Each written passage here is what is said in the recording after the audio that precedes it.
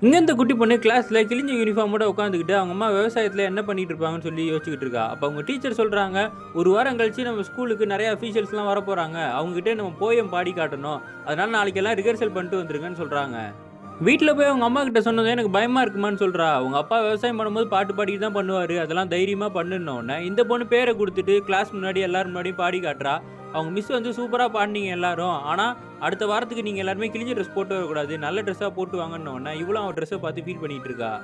இந்த பொண்ணு அவங்க அம்மா கிட்ட போய் விவசாயம் பண்ற இடத்துல இந்த காய்கறியெல்லாம் வித்தா நெறைய காசு கிடைக்குமான்னு கேட்கிறா. ஆமான்னு சொல்லும்போது, அப்ப எனக்கு ட்ரெஸ் வாங்கி தரீங்களான்னு கேட்கும்போது, அவங்க அம்மா தள்ளி போய் நிக்கிறாங்க. இவளும் உத்து பார்க்குறா. அவங்க அம்மாவும் கிழிஞ்ச சாரிய தான் கட்டியிருக்காங்க. இவ அமைதியா வீட்டுக்கு வந்துடுறா.